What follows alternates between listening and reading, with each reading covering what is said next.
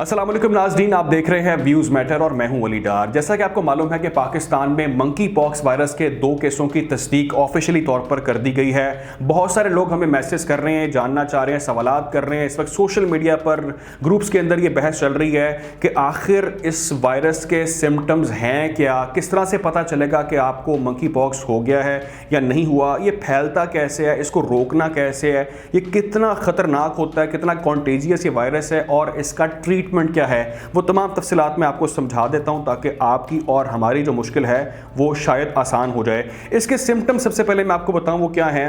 आपको बहुत तेज़ पहले बुखार होगा और बुखार के बाद आपके सर में जो है वो दर्द होना शुरू हो जाएगा। कुछ सोजन आपको होगी, बॉडी के किसी हिस्से में सोजन शुरू हो जाएगी, जबकि आपकी जो कमर है उसमें शदीद आपको दर्द होगा। आपके जो पट्टे हैं वो अकड़ जाएंगे और आपके पट्टों में जो है वो शदीद दर्द होना शुरू हो जाएगा और आपका किसी भी चीज़ का दिल नहीं करेगा, बात करने का, खाना खाने का, पानी पीने का, सोने का। आपका मूड जो है वो बहुत ज़्यादा डिस्टर्ब रहेगा। इसके बाद जब आपका फीवर थोड़ा उतरना शुरू होगा तो आपकी बॉडी पर दाने निकलना शुरू हो जाएंगे और दाने जो है वो काफ़ी गंदी सी शक्ल के होंगे, जिसमें आपको बहुत ज़्यादा पेन होगा उन दानों के अंदर और आपकी बॉडी पर बहुत ज़्यादा खारिश होगी। आपके चेहरे से शुरू होती होती आपके जिस्म पर वो खारिश फैल जाएगी और ये अपने आप ही जो है वो रिजॉल्व होना शुरू हो जाएंगे। खुद ब खुद ये दाने ठीक होना शुरू हो जाएंगे। लेकिन इनके ठीक होने के साथ साथ आपके जो जिस्म पर उन दानों के निशानात हैं वो मौजूद रह सकते हैं और अगर आप उनको खारिश करेंगे तो वो निशानात जो हैं वो परमानेंट आपके जिस्म पर स्कार्स पड़ जाएंगे।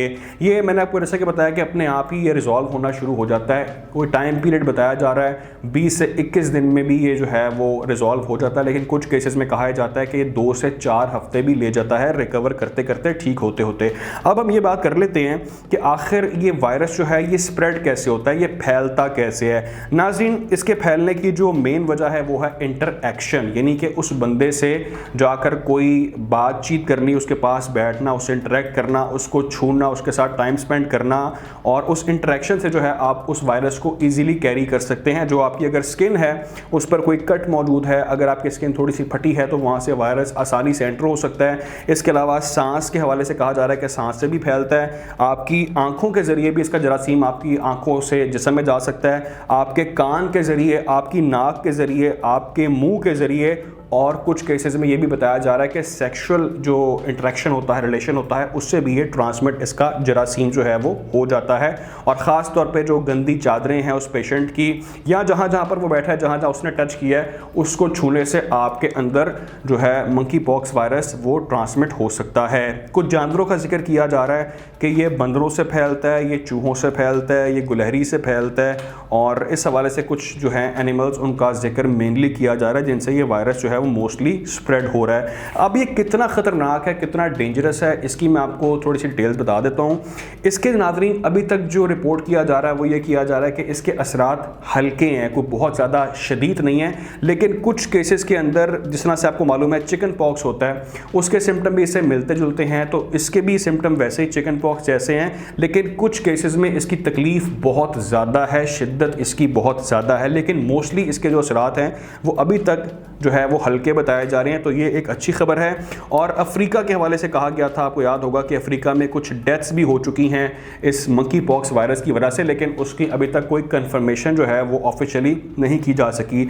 अब आप ये जानना चाहेंगे कि इसका ओरिजिन कहाँ पे है, यानी कि ये वायरस आखिर बनता कहाँ पे है, कैसे पैदा होता है और इसका सोर्स क्या है। तो इसका सोर्स नाज़रीन, जैसा कि आपने सुना होगा चीचक के हवाले से, चीचक की बीमारी, तो ये चीचक से मिलता जुलता है। अफ्रीका के दूर दराज के जो इलाके हैं वहाँ पर इसका जो ओरिजिन है वहाँ से बताया जा रहा है। जो रेनी फॉरेस्ट हैं जहाँ पर बहुत ज़्यादा बारिशें होती हैं जिन जंगलात में, वहाँ पर ये पैदा होता है वायरस, वहाँ पर ये वायरस बनता है और वहाँ से स्प्रेड होता होता फिर ये आगे चलता जाता है।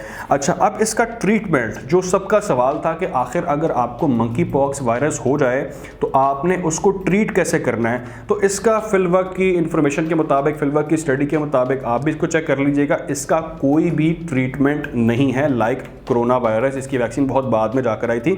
तो इसका भी कोई ट्रीटमेंट नहीं है, लेकिन ये जो है इसको हम ये कर सकते हैं कि इसका स्प्रेड जो है उसको रोक लिया जाए। इसका जो फैलाव है उसको रोकने के लिए इकदाम जो है वो किए जा सकते हैं। कुछ प्रोटोकॉल्स जो हैं वो सेट किए जाने चाहिए ताकि इसको मज़ीद स्प्रेड ना किया जा सके।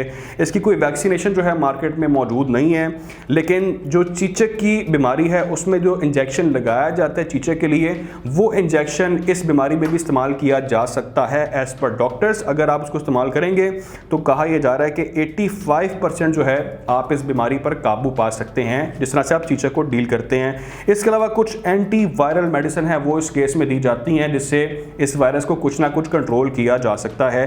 तो ये नाज़रीन अब तक की इन्फॉर्मेशन है। हम कोशिश करेंगे कि किसी माहिर से, किसी डॉक्टर से इस पर बात की जाए और बहुत सारे जो सवालात हैं जो आप लोग जानना चाह रहे हैं, हम जानना चाह रहे हैं, उनके जवाब जो हैं वो तलाश किए जाएँ। ख्याल रखें, दुआओं में याद रखें। अल्लाह हाफ़िज़।